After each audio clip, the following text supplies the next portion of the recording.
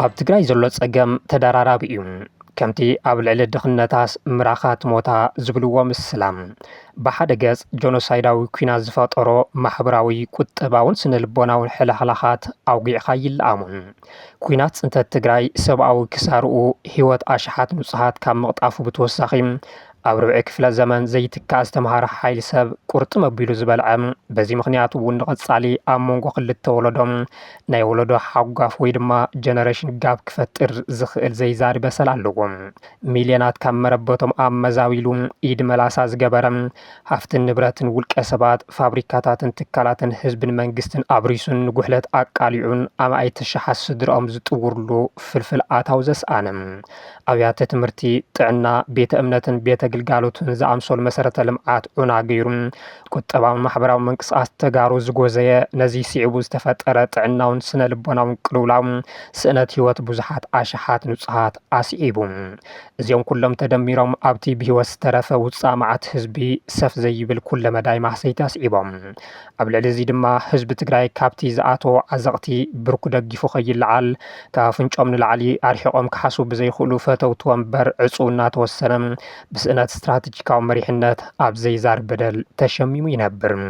እዛ ብሓለንጊ ኩሎም ምድራዊ ጸገማት እናተጠወፈት መዓት ዝወረዳ ትግራይ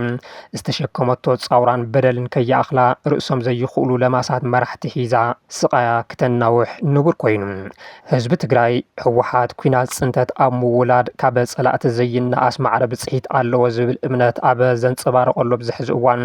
ኣብ ረቃቒቶ ህዝቢ ከም ቁርዲ ለጊቦም መወሳወሲ ዝኸልእዎ በለጸኛ ፖለቲከኛታት ንዝተዓዘበ ሰብ እዚ ውድብ ዝቃለሰሉ ካሊእ ህዝቢ ዶ ኣሎ ኢሎም ምግራሞም ኣይተርፍን። ብርግጽ እውን ነቲ ብወያናይ መልሓሶም ዝኸበርካ ህዝቢ ትግራይ እናበሉ በብመድረኹ ዝቕልድሉ በየማዓስከራት ኣብ ዳስ ዝተደርበየ ኣብ በቢገዝኡ ኣብ ዓራት ዝወደቐን እግሩ ናብ ዝመርሖ ዕልምልሙ ይብተን ዘሎን ሚስኪን ወለዶም እታ ዝርከቡ ቁስሉ ክሕውየላ ዝኽእልን ጽንቃዕ ተስፋን ጸጋ ተፈጥሮን እውን ንጽባሕ ብዘየናስሕ መንገዲ እናጓሕጉሑ ዓጽሚ ዘትርፍዎ ዓዱ እናማዕደዎም መራሕቲ ህወሓት ጸላእቲ ህዝቢ ትግራይ ካብ ዝበሃሉ ኣካላት ንላዕሊ ቀንዲ ደመኛ ህዝቢ እዮም እንተበለ ምግናነ ይኸውንን ብ1977 ዓመተ ምህረት ገና ንዓቕመ መንግስትነት ከይበቁም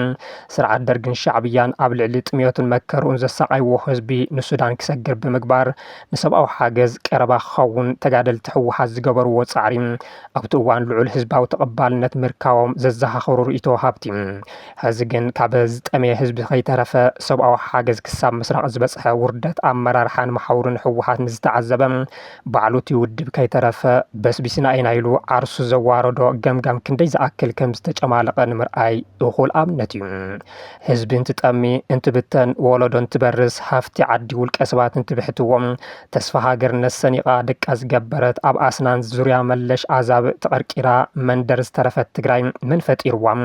ህወሓት ከመይሉ ህዝባውነቱ ስኢኑ መሰረታዊ ጸገማቱ እንታይ እዮም ዝብል ብዝርዝር ክንርኢ ኢና። ሚዲያችንንና ፕሮግራሞቻችንን ሰብስክራይብ፣ ላይክ እና ሼር በማድረግ እንድትከታተሉና እንድታደምጡን በአክብሮት እንጋብዛለን። ህወሓት ኣብ ከምዚ ዓይነት ፈታንን መሪርን ወቅቲ ኣካል መፍትሒ ክኸውንና ተገቦኦም ፍልፍል ጸገምን መከራን ኮይኑ ስቃይ ህዝቢ ዘናውሐሉ ምክንያት ህዝባዊ ውግንኡ ስለ ዝሰኣነ ይብሉ። እቶም ነዚ ርእቶ ዝሃቡ ወገናት ህወሓት ኣብ በረኻ እናሃለወ ዝነበሩ ህዝባዊ ውግንና ቀስ ብቐስ እናሰኣነ ብምምፁ ምዃኑ ይረዱ። በዚ ተለዓለ እውን ኣብ እዋን ህዝባዊ ቃልሲ ዝነበሩ መሓውር ብውልቀ ሰባት ተጠሊፉ እናተሸርሸረ ብምዃዱ ምክንያት ሕዚ ዝረኣዩ ዘለዎ መጠነ ሰፊሕ ጸገማት እናገበሉ መፅኦም እቲ ሕዚ ትርግ ዝብል ዘሎ ቅሪት ህወሓት ህዝባዊ መሓውርን መርበብ ርክቡን ተበቲኹ ብድልየት ውልቀ ሰባት ዝተጨወየ ዓርሲ ይብሉ።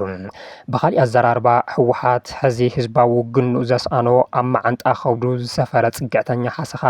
ብዘምፅአሉ ብቐሊሉ ዘይሓዊ ሕማም እዩ። እዚ ዓይነት ጸገም ኣይተ መለስ ዜናዊ ኣብ ዘመነ ሕንፍሽፍሽ 93 ዓመተ ምህረት ምስ ገለጽዎ ጽግዕተኝነትን ምብስባስን ዝመሳሰል ከም ዝኾነ ዘረድኡ ሓደ ሓሳብ ወሃቢ ኣብ ተፈላላዩ እቲ ናይ ሎሚ ዝኸፍአ ምዃኑ ይብሉ። እቲ ናይ 93 ናይ ንመለስ ሕወሓት ምኽንያት ጽግዕተኛ ምብስባስ ፈለማ ኣብ በረኻን ከሎ ዝነበሩ ህዝባውነት ንጎኒ ገዲፉ ብጥቕምን ድልየትን ውልቀ ሰባት ክዝወር ምጅማሩ ነይሩ። ሕዚ እውን ሕወሓት ኣብ እዋን መኸተት ዝነበሮ ህዝባዊ ተቐባልነትን ሓደራን ቆርጢሙ ብመስዋዕቲ መላመል መናእሰይ ዝተረኸቡ ዕድላትን ዓወታትን ሓንሺሹ ትግራይ ኣብ መንቅርቅሮ ብምእታው ህዝባዊ ቃልሲ ጨውዩ ረብሓ ውልቀ ሰባት ናብ ዝሕሉ ጉጅላዊ ውዲትን ሸበድበድን ተሰጋጊሩ ይብሉ እዞም ርእቶ ወሃቢ ናይ ሕወሓት ናይ ቀረባ ሰብ። ቅድም ክብል ብህዝባዊ ቃልሲ ዝሓለፈን ወያናይ ገሊ ዝመርሐን ሓይሊ ብሕማም ጽግዕተኛ ምብስባስ እንትጥቃም ሎሚ እውን ኣንጻር ጽንተት ትግራይ ዝተወልዐ ቃልሲ መኸተ መሪሐ እየ ዝብል ሓይሊ እዩ ኣብ መሕሰዊኡ በስቢሱ ተመሳሳሊ ደይኒ ዝገጠሞም። ስለዚ ሕወሓት ድሕሪ ኩናትን መኸተን ናብ ጽግዕተኛ ምብስባስ ናይ ምስግጋር ሕዱር ጨሎት ኣለዎ ይብሉ። ካሊእ ናይ ሕወሓት ወገን ዝኾነ ርእቶ ወሃቢ ድማ ናይ ኸዚ ጸገም ሕወሓት እቲ ውድብ ናብ ናይ መደብ ክፍፍል ብምስግጋሩ ይብል። እዚ ውድብ ታራ ሓረስታይን ሸቃላይን ብመደብ ብርዥዋን መስፍነትን ይብዝበዘሎ ኢሉ ክቃለስ መምጽኡ የዘክር። ነዚ እውን እቲ ውድብ ኣብቲ እዋን ከም መርሆ ቃልሲ ዝተሓንገጦ ናይቲ ዘመን ፋሽን ወያናይ ስነ ሓሳብ ማርክሳዊ ሌኒናዊ ፍልስፍና እንትኾን እዚ ስነ ሓሳብ ብባህሪኡ ኣብ መደባዊ ተቃርኖ ዝተመስረተ እዩ። በዚ ምክንያት እውን ኣብ ሶሻሊስት ዓድታት ኣውሮፓ እቲ ታሕተዋይ መደብ ዝበሃል እቲ ሸቃላይ ርሂፀ በላዕ እዩ ነይሩ። ምክንያቱ ድማ ናታቶም ቁጠባዊ ሰረት ኣብ ኢንዱስትሪታት ስለ ዝምርኮስ እዩ። ኣብ ሃገርና ድማ እቲ ሸቃላይ ዝብል መፀውዒ ብሓረስታይ ተተኪኡ። እቲ ምንታይ ዓንዲ ቁጠባ ዓድና ኢንዱስትሪ ከይኮነስ ሕርሻ ብምዃን እዩ። ነዚ ስልሒት ሒዙ ንኽፍሊ መደብ ሓረስታይ ወኪሉ ክቃለስ ዝጸንሐ ሕወሓት ከተማ ኣትዩ ሃገር ክመርሕ ምስ ጀመረ ግን ናይ ሓረስታይ መደብ ኣፍሪሱ ናይ ባዕሉ መደብ ፈጢሩ ዝተቃለሰሉ ህዝቢ ንድሕሪት ገዲፉ ኣመራርሕኡ ውልቃዊ ረብሕኦም ክሃድኑን ሃፍቲ ክምዕሩሩን ጀሚሮም። እዚ ዓይኖምን ልቦምን ዝደፈኑ ኣፍቁረተ ንዋይ ንኣስታት 30 ዓመታት ዝተቐመጥሉ ወንበር ተረሚዑ ሒዞምዎ ናብ ገደል ክሳብ ዝኣትዉ ኣይነቕሑን ነይሮም። ከብዶም ከም ጣዖት እናምለኹ ተኸሺፎም ብመርዚ ክሕደት ምስ ተነደፉ ጠላምያ ዘበንየ ዘዕበኽዎ ድሙ ባምፂለይ ተመንየ ኢሎም እናቆዘሙ መቐለ ኣትዮም። እዝኖም ብጡጥ ተደፊኖም ተደቢሮም ንወይኖም ክበልዑ ዝረስዕዋ ትግራይ ብዘባፅሕዎም ኣፍራስ ተረጊሖም ኣብ ዝባና እንተወደቑ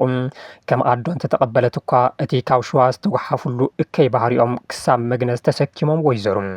ካብ መቐለ ንቆላ ተንቤን ካብ በረኻታት ትግራይ ዳግም መቐለ እንተኣቱ ዓርሶም ናብ ሓድሽ መደብ ቀይሮም። በዚ ምክንያት ናይቲ ስርዓት ቢሮክራሲ ብውድባዊ ቢሮክራሲ ተቐይሩ ህዝቢ ክንዲ ምግልጋል ውሕዳት ውልቀ ሰባትን ፖለቲካን ወተሃደራዊ ንኡሳትን ከበርቴታትን ናብ ዘገልግል መደብን ጊላነትን ወሪዱ። ነዚ እውን እዩ ህዝቢ ኣብ ዘይዛር ስቃይ ጥሒሉ ዘሎ ይብሉ ብዛዕባ መደባዊ ባህሪት ውድብ ርእቶ ዝሃቡ ተዓዘብቲ። ዘረባ እንተበዝሐ ብኣድገ ይፀዓንን ከም ዝበሃል ትንታንን ፍልስፍና እንተበዝሐ ጣይታ ይኸውንን እሞ ሕዚ እውን ጸገምን ፈተናን ህዝቢ ትግራይ ካብ ዝሓለፉ ግዜያት እናገደደ እዩ። በዚ እውን ኣብ ትግራይ ዘለዉ ጸገማት ግዳማውን ባዕላውን መንቀሊ ካብ ምህላዎም ብተወሳኺ ብእዋኑ ዘይተፈትሑን ዝተሓላለኹን ምዃኖም ድማ ዝገደደ ይገብሮም። ኣብ ትግራይ ዝተወልዐን ሕዚ እውን መልክዑ ቀይሩ ይቕፅል ዘሎን ኩናት ጽንተ ዝፈጠሮ ጸገም ከም ዘሎ ኮይኑ ፖለቲካዊ ብስርውናን ስነ ምግባራዊ ብልሽውናን ኣመራርሓት ይውድብ ካሊእ መንሽሮ ኮይኑ ኣሎ። ብዋጋ ደም ዕሸላት ካብ ጠቕሊልካ ምጥፋእ ዝደሓነ ህዝቢ ጥራይ ከይኮነስ ባዕሉ ኣመራርሓት ይውድብ እውን እኳ እንተኾነ ነቲ ብሰብ ስራሕን ተፈጥራውን ጸገማት ይሳቀ ዘሎ ህዝቢ ውዕለታ ክንዲ ምምላስ ብመንደርን ብኔትወርክን ተኸፋፊሉ ፖለቲካዊ ዓቕሙ ኣዳኺሙ ካሊእ በላዓይ ክጽውዕ ምርኣይ ኣዝዩ ይሕምም። ግልጽነትን ተሓታትነትን ዝጎደሎ መስርሕ ነቲ ብኔትወርክ ዝተጨወየ መንግስታዊ መሓውር ኩርንኩር ይጠፍኒጉ ህዝቢ ዘገልግለሉ መሓውር ክለምስ ገይርዎ ኣሎ። ኣብ መብዛሕትአን መንግስታዊ ኣብያተ ዕዮ ብላዕ ከይሃብካ እተፈጽሞ ጉዳይ ዳርጋ የለን።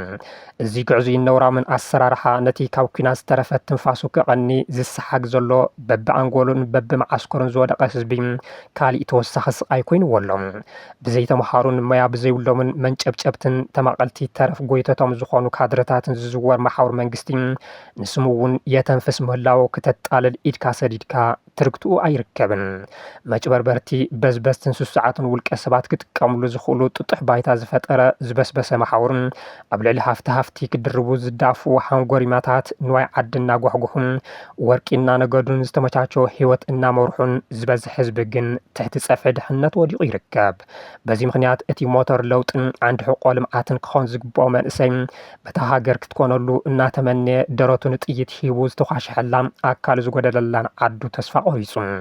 ኣብ ዕጹምቱ ዝተሰንቀሩ ዓረራት እኳ ከይራገፈ መቃብር ጀጋኑ ብጾቱና ማዕዶ እግሩና ጎተተ ናብ ዝመርሖ ክስደት ግድን ኮይነሎም